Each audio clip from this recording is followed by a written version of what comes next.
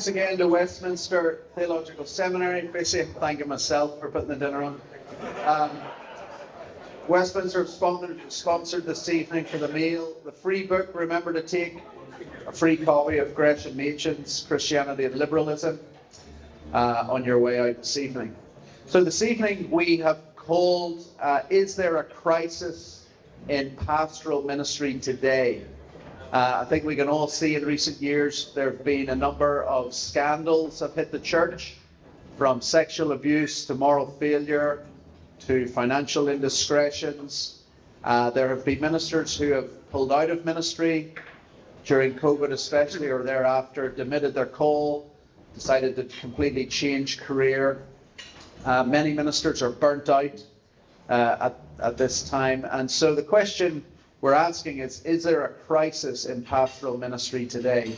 I've got 3 questions for Sinclair, Stafford and Geoff, and we're going to work our way through those and then look at 3 topics of integrity, polity and piety. But I should first of all introduce our 3 speakers on the panel. If you were here for Catalyst, you will have been introduced to 2 of them already. Sinclair Ferguson, who I think is well known to many of us, currently lives up in Aberdeen and is a preaching associate with David in Trinity Church Aberdeen. Stafford Carson, Presbyterian Church of Ireland minister, currently working for the global mission side of Westminster. And Geoff Thomas, who was a minister for 50 years in Wales, in a Baptist church there, and now preaches as an itinerant preacher around different parts of the UK. And all 3 men are connected to Westminster. Geoff studied there in 1961 to 64, studied under some of the greats like Ed Clowney, John Murray, Cornelius Van Til. So who's read Preaching and Preachers? Okay, you have this man to thank. This man wrote to Ed Clowney and told him, you've got to get Dr. Martin Lloyd-Jones to come and speak at Westminster on preaching. Clowney wrote to him soon after. Lloyd-Jones accepted the invite, and those lectures that he gave were turned into the book Preaching and Preachers. So I just learned that tonight. So thanks to Geoff Thomas for Preaching and Preachers. Much appreciated. Stafford studied at Westminster in the late 70s, early 80s, and Sinclair taught there through the 80s and I think early 90s. So that's the connection. So first question, has there been an increase, do you think, in crises in pastoral ministry from what we've seen in recent years? Is this an increase, an uptick, or is there some historical perspective you can bring to this to say there's nothing new under the sun? Go ahead, Sinclair. Well, I think probably if you oversaw the whole of church history, you would find the same things, but largely hidden, and also hidden in power structures. And I think some of the same has been true, at least throughout my lifetime. I think it has different expressions now.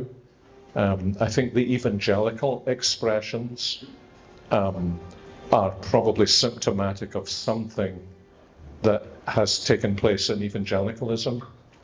I think traditionally in evangelicalism, personal piety was a huge element of what it meant to be an evangelical.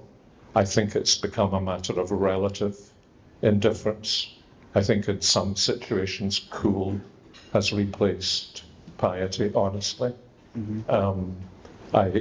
I think it's not coincidental that the language of holiness and godliness has disappeared from I would say, the generation of at least the last 30 years. Mm-hmm. It's a very rare thing, in my experience, to have somebody who is thinking about the ministry described as a godly young man.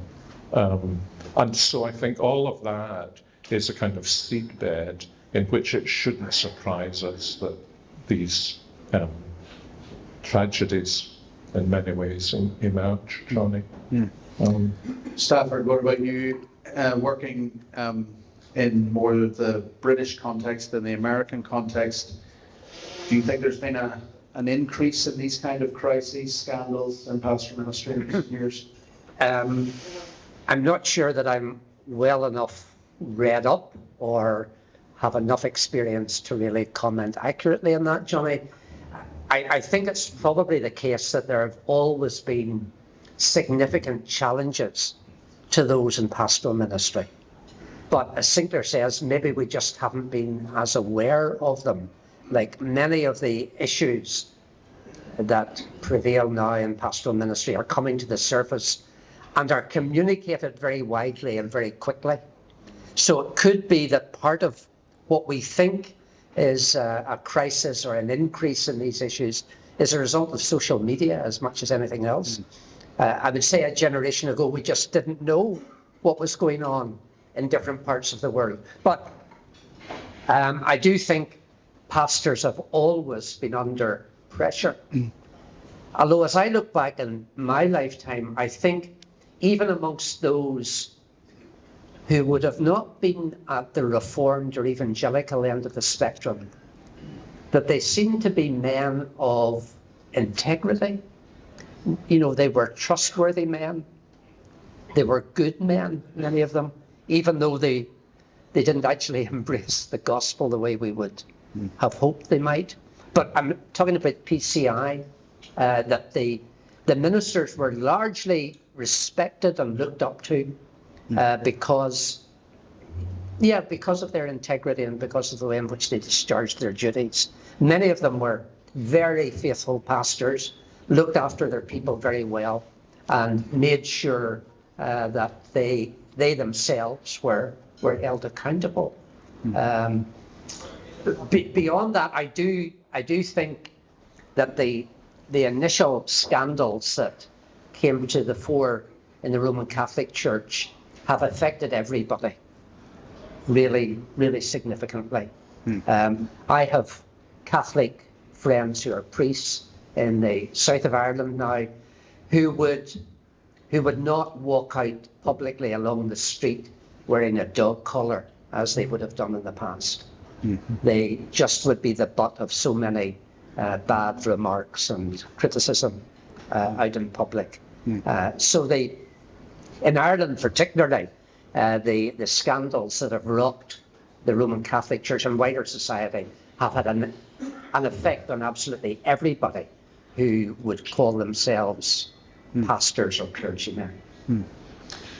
Geoff, let me ask you, do you think some of the crises we've seen in recent years, perhaps not actually increased in frequency, maybe more social media that's just brought them out quicker and in a more transparent way, but do you think some of the crises we've seen are different crises to ones that you've seen during your 50 years of ministry where pastors were having a crisis? Are things different? Is the nature of the crisis different? Well, it's a sex-marked society that we children have access to the most horrible forms of pornography. Children do. And the teaching in schools about sexuality, the only lessons that children are taught are you've got to be sure that you're ready for it. And a 13-year-old girl will say, yes, I'm sure. And a 13-year-old boyfriend will say, yes, he's sure of it. That's the only counsel. And the access online is unbelievable. The whole atmosphere is simply dreadful. I just would plead with you, present your bodies a living sacrifice to God. You know, John Stott, when he got up every morning, he'd sit on the end of the bed, he'd give his mind to God. He'd give his heart to God. He'd give his hands. He'd give his loins. He'd give all that he was. He'd present them to God as his reasonable service. He'd do that day after day. God kept John Stott like that. Oh, I beseech every one of you, do that. Look on it as just a scandal that comes into the church, and we live with it for years and years afterwards. God has been so good. God hid my sins. He hid my sins from those who loved me the most. God was so good to me and kept me. And oh, I pray that he'll keep you, and that you walk wisely, mortified by the Holy Spirit. The lusts that are there in your heart, the seeds of all sins are there in us, and we need to be on guard, don't we? Day by day, especially those of us who are ministers of the gospel. Thanks, Geoff. Touching on some of what you've said there, Geoff, and also what you've talked about, Sinclair, is the piety, godliness, holiness. Is that why you think, Sinclair, there are these crises in the church? Can we put our finger on one thing? Obviously, there's a complexion of factors to bring out a crisis, but what do you think is at the core of why, at any point in church history, there's been a crisis in pastoral ministry with the pastor? Well, I think that's a really hard question. I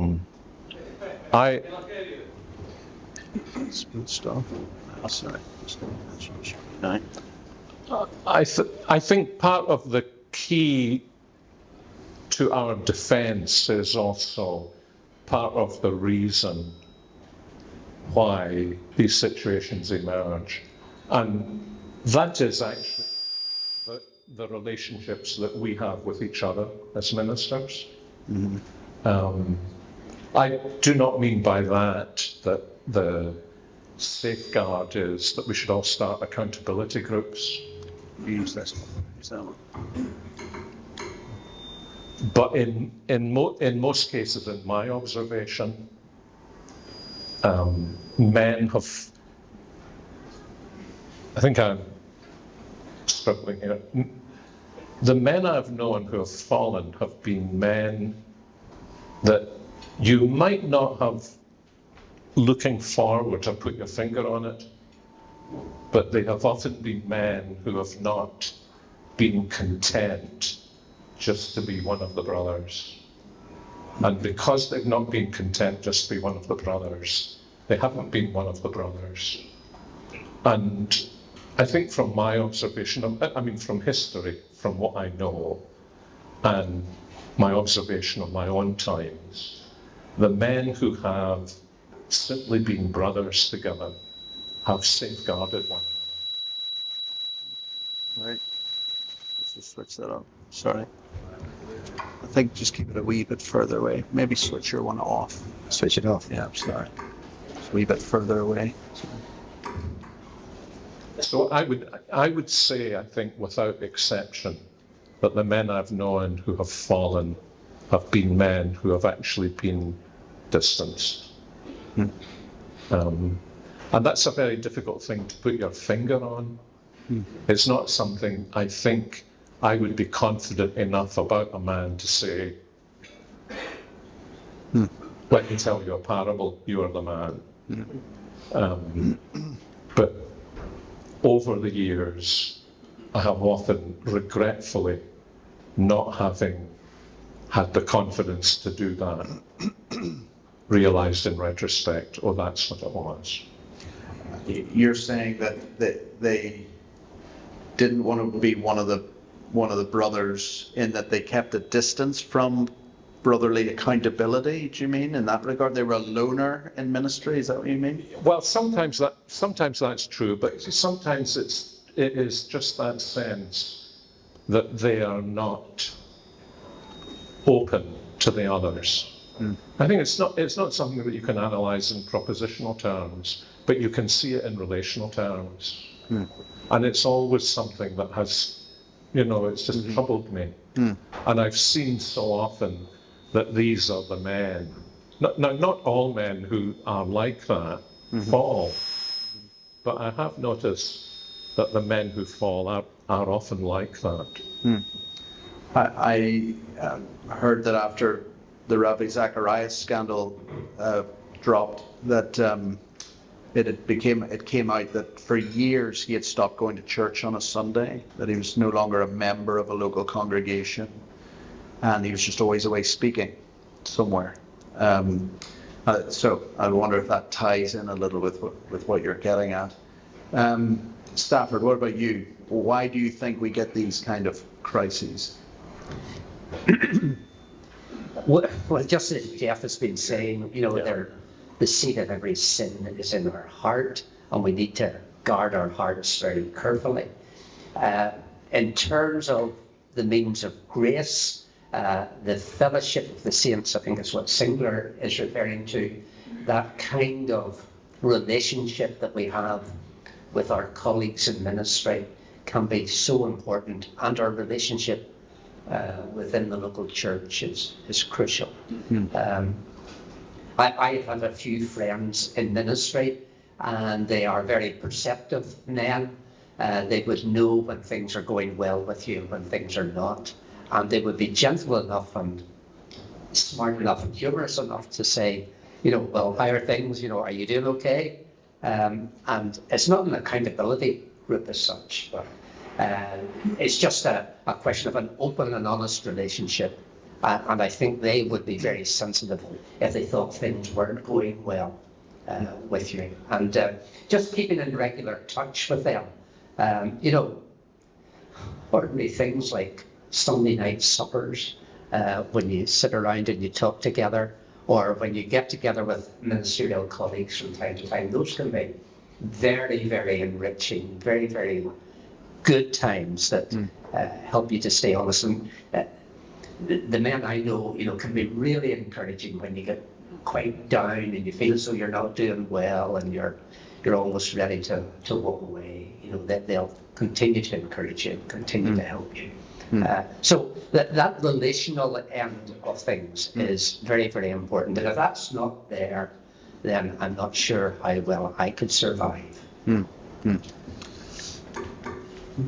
Geoff, do you want to talk to us about, I'm going to talk about 3 areas that can help us in pastoral crises: integrity, polity, and piety.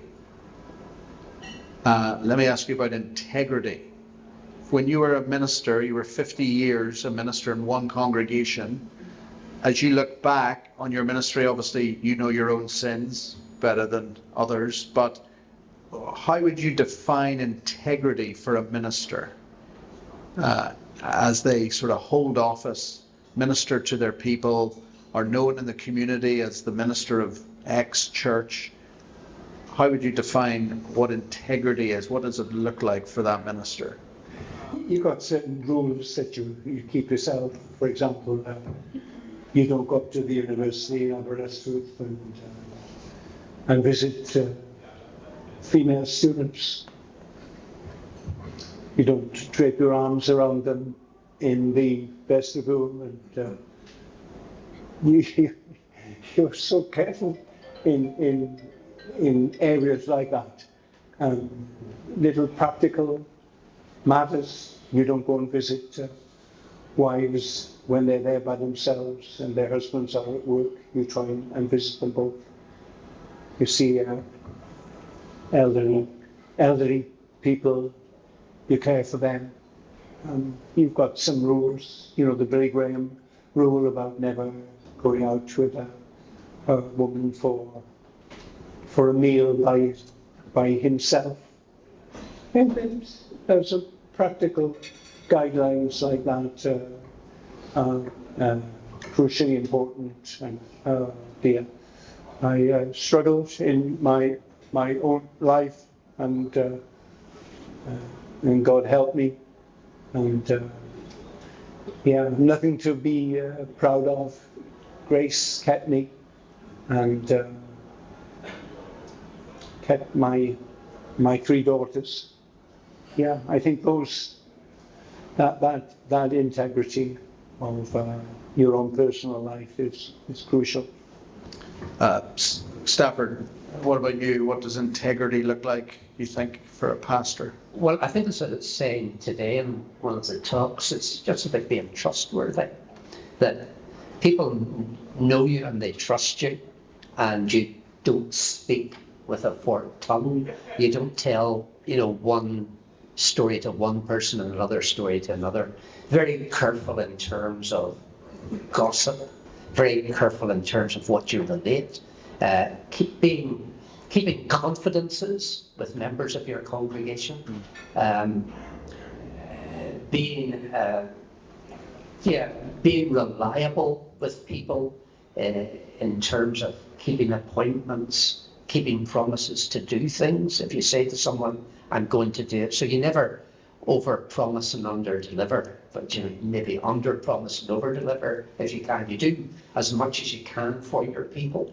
And in that sense, again, what Geoff saying, some of us have wives who are very alert and very insightful, and they know. And just I tell Patricia pretty much everything I'm doing and what I'm involved in, and she knows that. She knows where I am, knows what I'm doing, and there's no deception with her. And the same way with the elders. You just be as open as you can with them.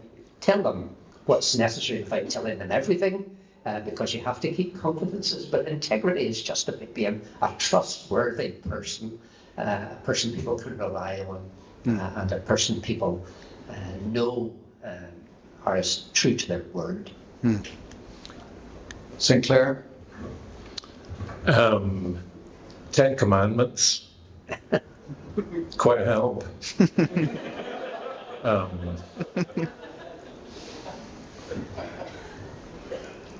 Should we close in prayer? I kind of felt that answer changed the atmosphere in the room a bit.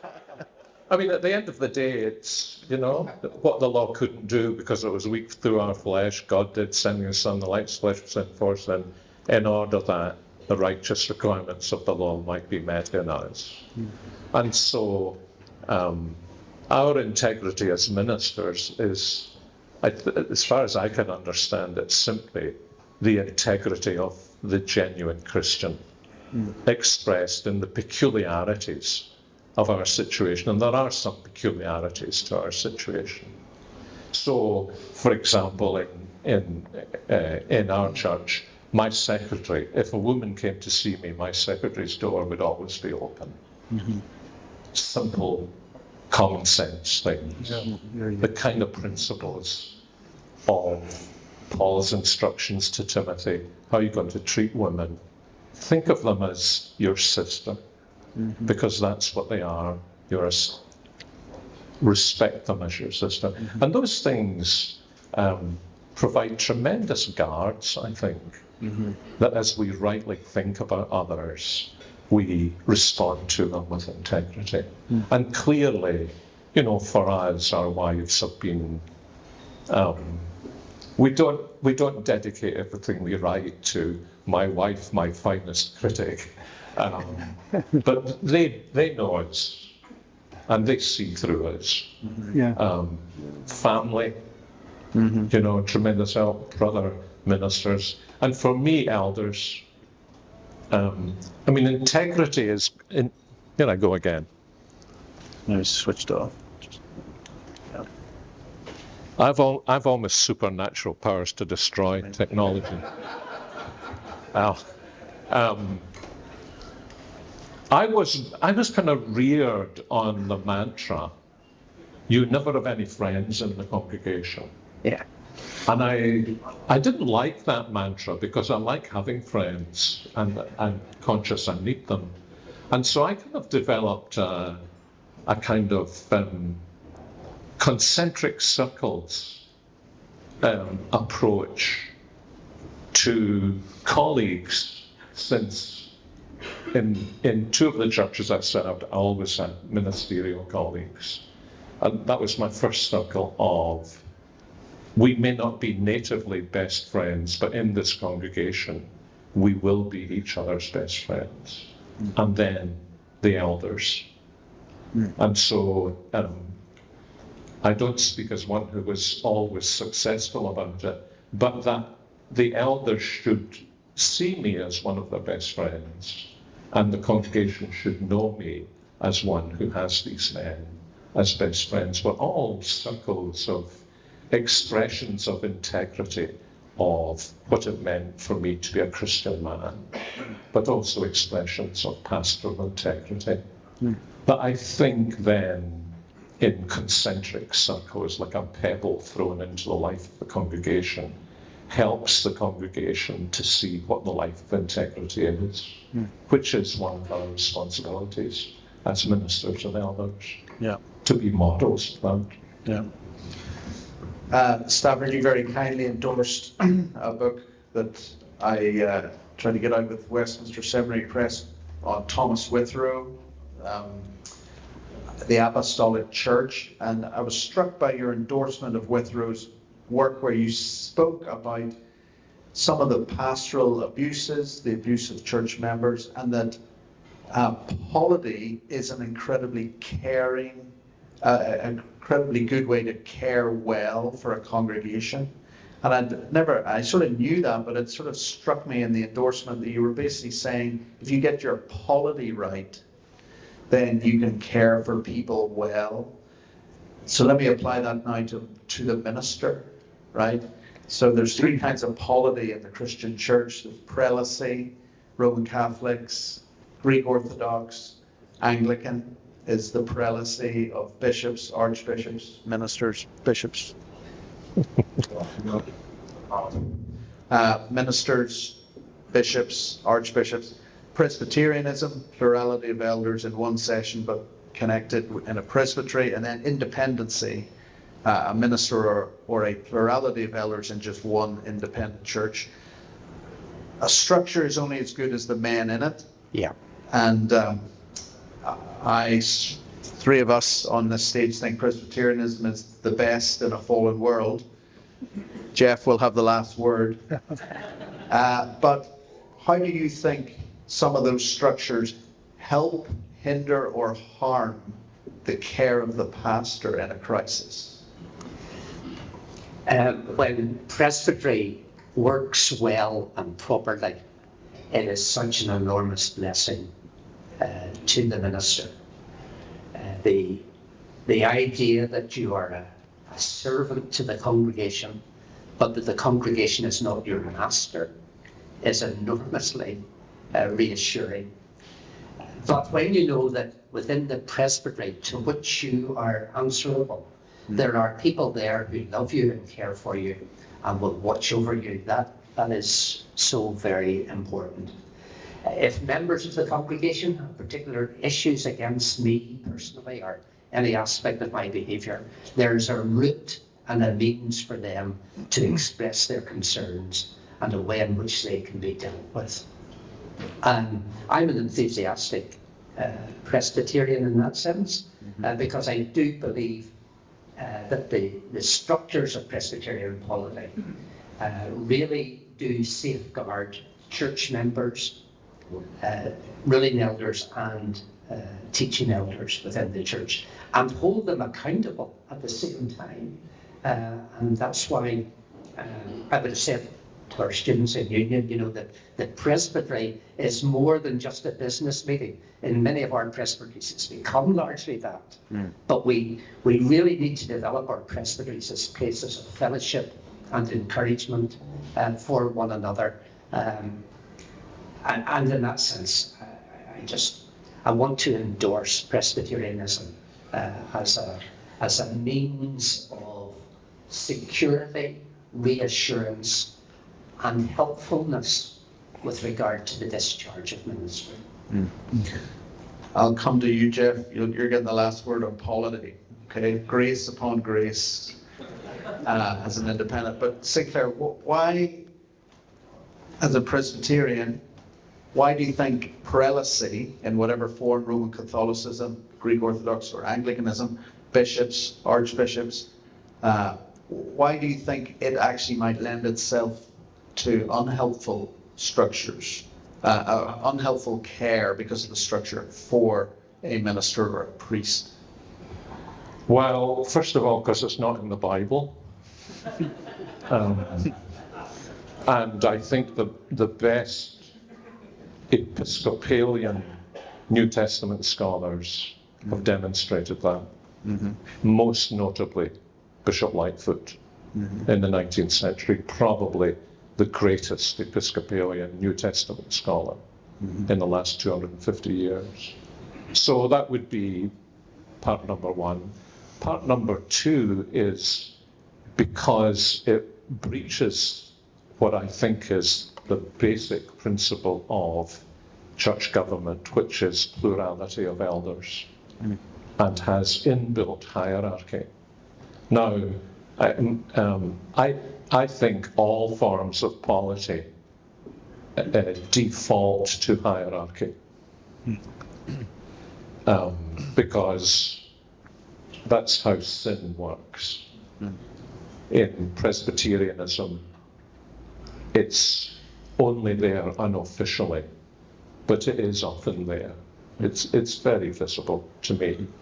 So I think I would say, in contrast to the pyramidic form of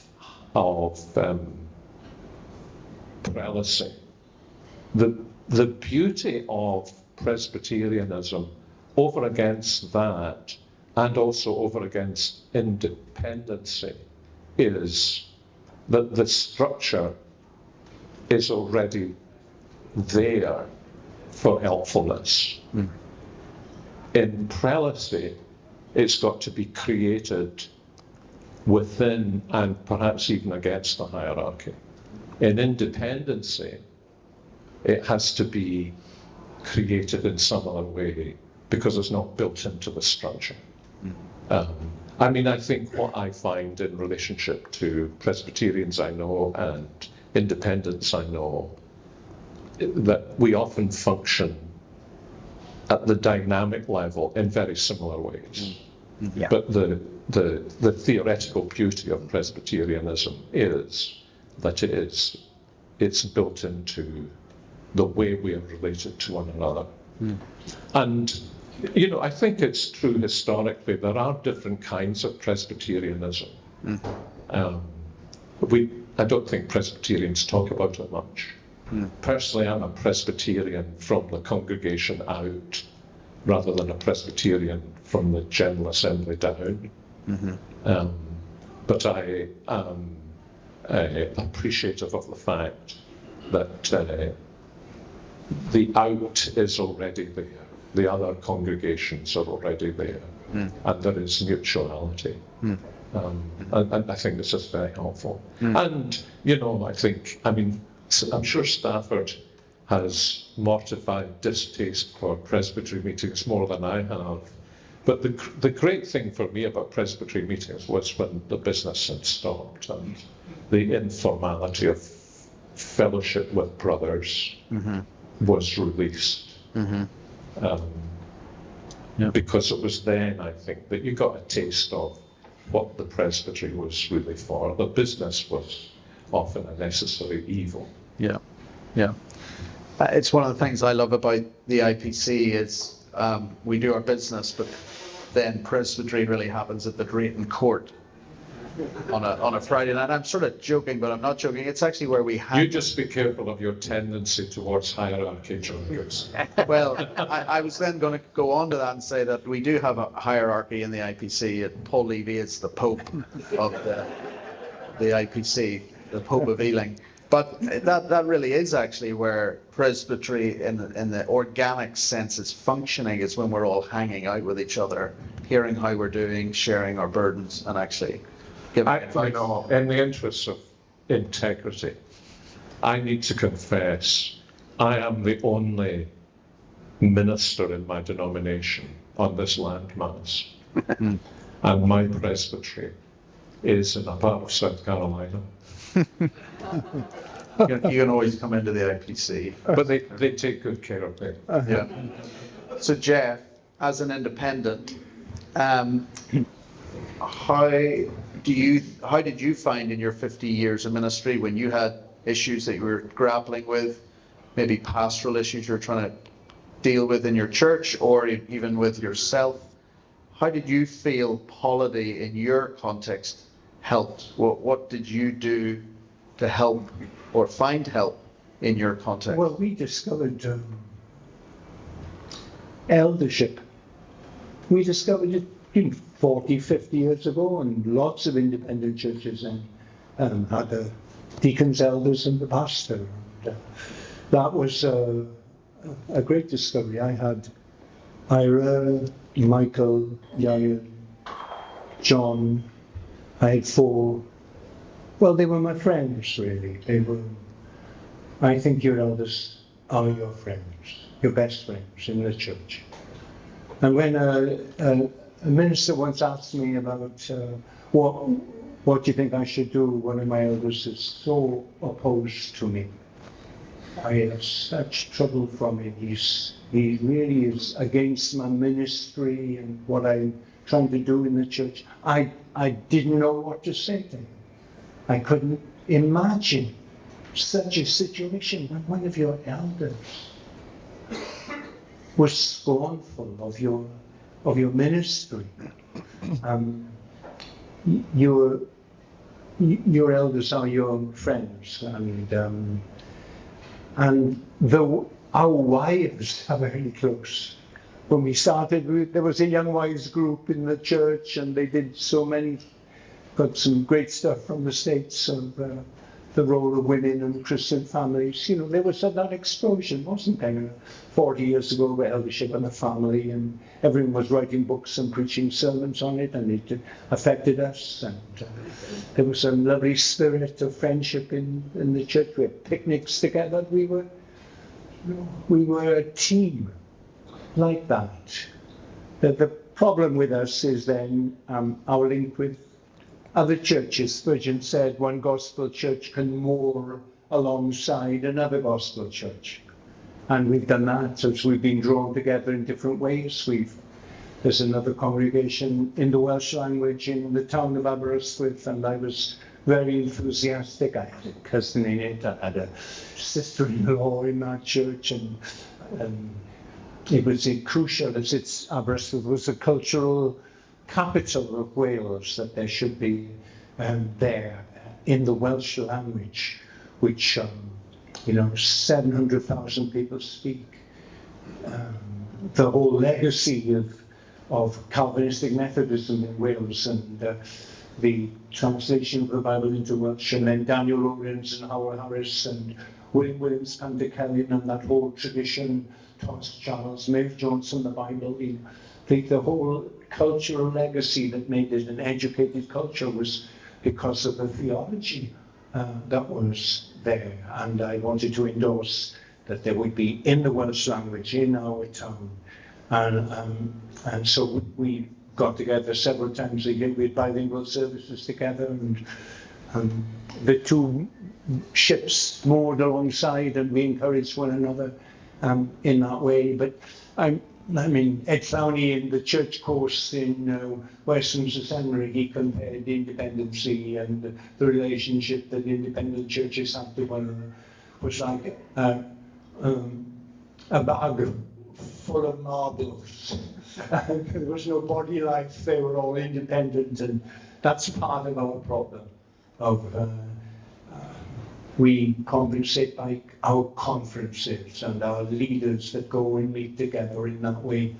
We share magazines, we share publishing houses. We have camps in the summer and conferences, and we have websites, and the Times and the Telegraph, any more than the New York Times, knows nothing about this work, family devotions. And, we teach our children, and the children go off together, and we work together, and they have no idea how we meet and we speak to one another and share with one another. And that is really how the body of Christ is working in the land, and is a blessing in the land today, even though we don't have a super congregational relationship like you Presbyterians have, which sometimes I admire and sometimes I'm glad I don't belong to.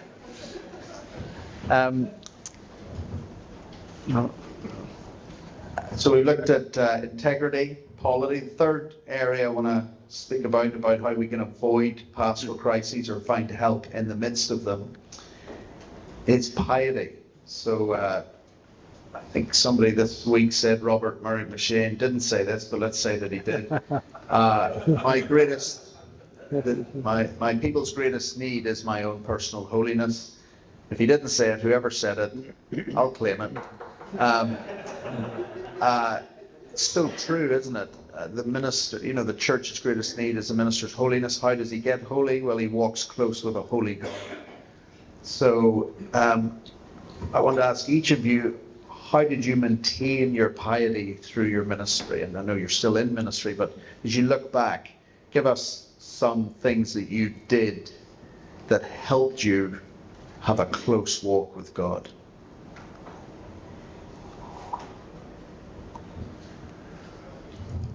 I think the first thing I'm conscious, the two first things I'm conscious that helped me were, first of all, the title of Brother Lawrence's book, The Practice of the Presence of God, which I encountered as a young teenager and a relatively new Christian. And that whole concept that nobody had introduced me to, that I lived the whole of my life before the face of God, coram Deo. I read Brother Lawrence before I read Calvin. That was a tremendous help to me, because I think I encountered it not as the plaque on the wall that said, "Thou God seest me," as something to terrify the children into good manners at breakfast time. That was one help. Another help actually was what's been mentioned twice before, that Murray McShane did actually write, because I do remember as a youngster reading the memoirs and coming across his statement that I realise that the seeds of every known sin are in me. And that had never crossed my mind. And then I think, just in terms of the development of an understanding of how subtle and sinister sin is, Owen's book on mortification was a big help. And if I didn't endorse Chris Lungard's version, it's because they refused to put on the back cover, "What's wrong with this generation that they can't read 83 pages of Owen in the original?" But that was a huge help to me. I don't think it's Owen's best book, and I think it needs to be set in the context of his really best books on Christ and communion with God. But that was another thing that helped me, opened up a whole world to me, was Owen's understanding of what theologically you would call the combination of the opera ad extra Trinitatis with the concept of the diversity of operations of each person of the Trinity, and kind of building for me on the notion that I was living daily in communion with God, not as a block, but as Father, Son, and Holy Spirit. And so that combination, I think, to me of catching a glimpse of the God with whom I had come in communion, and the fact that that God was communing with somebody who was beginning to realize that in him were the seeds of all known sin. And then I think I sometimes think in ministry, we have no excuse for not developing piety, because nobody else in the congregation gets paid to study their Bibles the way we do. And shame on us if we are not allowing the teaching of Scripture to shape us. And I'm sure 100 other things to say. Stafford, what about you? I had the privilege of being brought up in a home where my father and mother were very godly people. Mother were classic Pentecostalists. And I woke up, now I'd slept in a wee back bedroom, and there's a room down below where my father went to pray. And I used to wake in the morning early to hear my father praying out loud. Oh, And that had a formative effect on me. He was an ordinary working man. He came home for his lunch at 12 o'clock every day, had his lunch, and on the back, he lay down on the sofa, but on the back of the sofa he had a wee Bible lying there. And he would open the Bible and would be reading a few verses of scripture before he went back to work again. He went to prayer meeting on Tuesday night, he went to his Bible study on Thursday night, and he fasted from Saturday lunchtime until Sunday lunchtime every week, because he thought you can't go to the Lord breaking of bread every Sunday morning. You can't go to the Lord's table unprepared. So the way in which I'll prepare for that is by fasting. So it meant he had a huge Sunday lunch every week, and there were never any leftovers. He really did well. But as I look back on that had a formative effect on my life. Because I realized that I couldn't call myself a Christian believer or ever hope to sustain my Christian life without this regular use of the means of grace. Now, I have to say, I haven't always been as diligent as my father would have been, and I regret that. But I knew for him it sustained him in a marvelous and a wonderful way. So over the years, I think I would say that the actual practice of pastoral ministry has been a real means of grace. You can't begin to prepare to preach. You can't begin to do pastoral visitation without keeping your own heart right. And even, on a kind of daily basis, I'm going out this afternoon to see some folks in my congregation. What passage am I going to read? What will I do when I get there? Trying to think ahead, and even reading over those passages before you go out to visit. And I have to say, Johnny, your book that published recently I've been using that, and I've found that to be enormously helpful, because it's really given a new dimension to my own personal devotions. And thanks so much for that, and I'll commend it to everybody here. And there's another one coming, guys, which is... Two, actually. Oh, really? I only know of one. I think we constantly look at ways of refreshing our engagement with the Lord on a daily basis, and that has been a really useful tool in doing that. Geoff, do you have my book? What has it been for you, Geoff, keeping a close hold on God? Your privileges won't keep you. You know that. There were these disciples, Peter, James, and John, the most intimate. And there we are. They'd seen Lazarus rise from the dead. They'd heard the Sermon on the Mount. They'd been in the upper room, and they'd heard that discourse. John 13, 14, 15, 16, and then the greatest prayer ever prayed, that they were there. And that didn't keep them, all their privileges. And they let him down when he most needed them, because he didn't take them into the garden for tokenism. They weren't there simply to tell John Mark, when John Mark wrote the gospel, what happened, what did he say. He needed them. Watch with me, he said. He chose 12 to be with him. You know that? He was gregarious. He wasn't like John the Baptist. He needed people to be with him. They let him down. And we say, oh, if only someone had warned that brother. Be careful now. If someone had told him, well, he had made the peril spectacularly clear to Peter. He said, you're going to deny me 3 times. And one of you who breaks bread with me is going to betray me. And they said, oh, no, you can rely on us. No, we never, the great word of the orator, We'll never let you down. We'll always be there for you. And Jesus said, couldn't you watch 1 hour?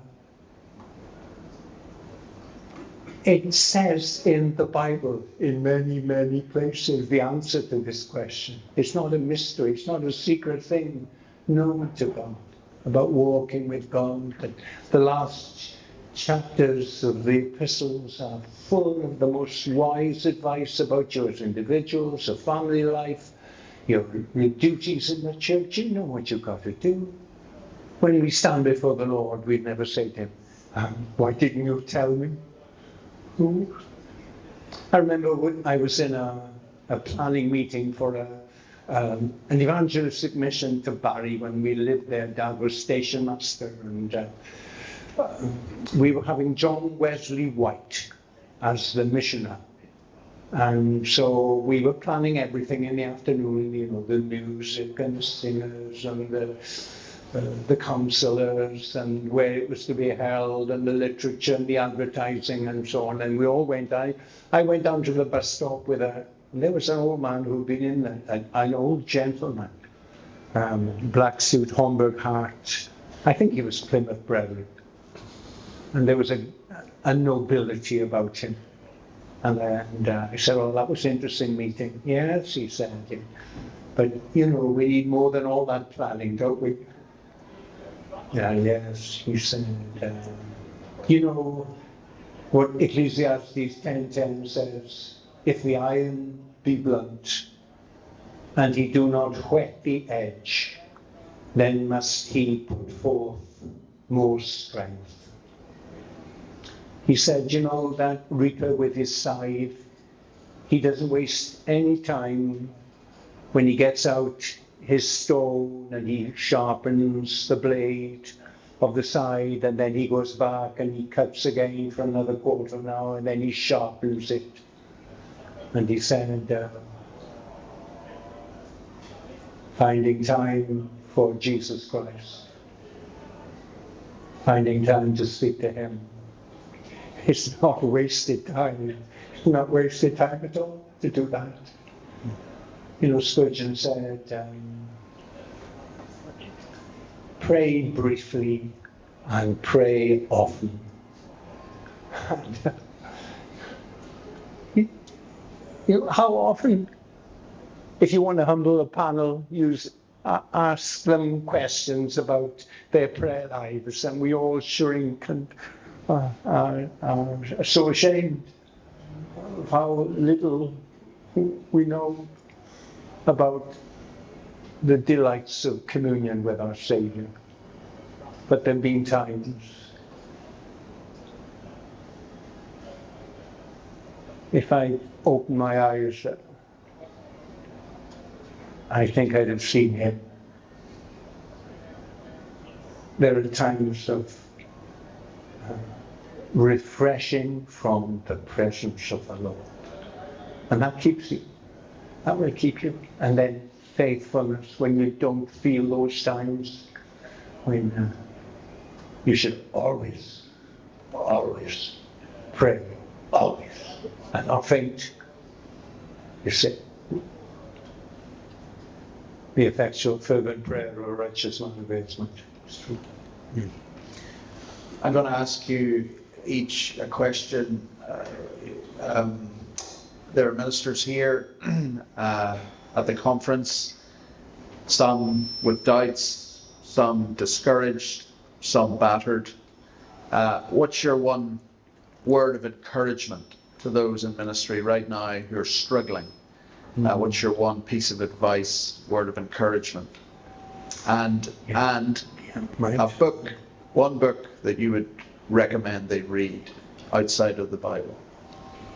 Well, I would urge you not to lose your assurance after you've gone through a cold spell, or you've fallen again into some sin that easily besets you, and it's known. Don't lose your assurance. Remember how Jesus goes to these boys. He goes to Peter. Do you love me? Do you love me?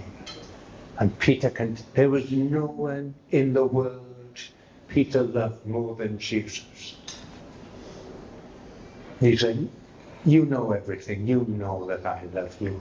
After his fall, he says this, after discouragement and failure and doors closed, don't lose your assurance that Jesus loves you and that you love him too.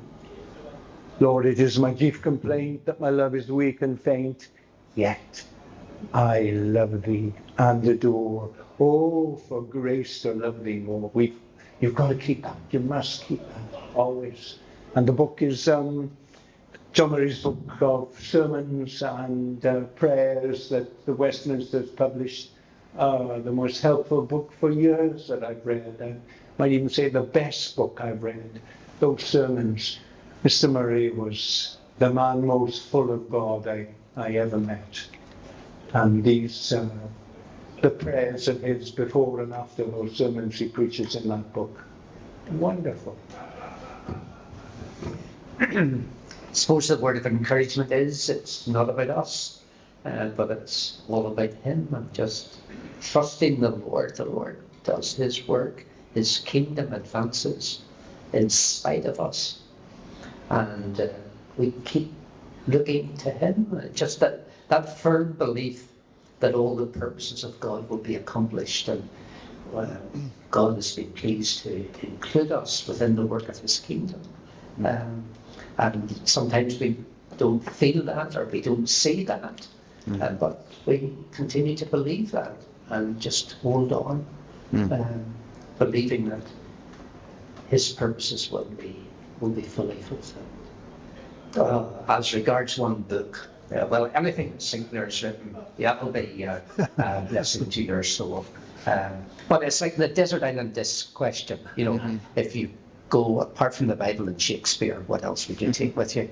I'm tempted to say William Gurnall's The Christian in Complete Armour. I've gone back to that again and again, and every time I've read it, I've been helped and blessed and encouraged in spiritual warfare and in the fight of when I'm feeling discouraged. But it's so hard to say one book. Sure. I think my answer to the first part is I have a text. It's not, people don't need to know what it is, but it is one I go back to because it kind of epitomizes everything to me, and because it's a well that seems to be endlessly helpful to me. So I think finding a scripture that you can anchor yourself to, and you know that it is going to hold you fast. And I think if I analyze my whole experience, singing the Psalms has been, I found myself instinctively doing that. So that's the book. Well, I guess you can make these. If somebody said to me, what would you take to a desert island along with a Bible, I would say Young's Analytical Concordance, because I love it to death. I think it's just, I think having a concordance is but the book that I know I return to more, I've returned to most frequently is the larger volume of the Memoirs and McShane, and Remains of Murray McShane. And when I have been sick and unable to go to church, my wife and I, or more accurately, I have been the one who has read the sermons. And I do think sermons need to be read out loud in order to get the weight of them. And he has never failed to be a pastor to me. So that's kind of my go-to book, because it's the life is challenging. the revival season is refreshing, and the sermons are so Christful and ministering. So I just found that a great book. Yeah. So, Young's Concordance, just to be clear. Well, Mr. Still used to say to me, it's Young's for the young, Cruden's for the crude, and Strong's for the strong. But I've just found Young's easier to work with, because you don't have to look up the back to find out what the Hebrew is. Yeah. So Evangelical Bookshop will have about 60 of those on sale tomorrow. Right, David? Get those stacked. Thanks very It's life transforming. Yeah. Sinclair, Stafford, Geoff, thank you very much for being willing to be interviewed and share your wisdom over many, many years of pastoral ministry. Many of us are pastors, professors, those in pastoral ministry in the trenches on the front lines, and we hope that's been helpful to you.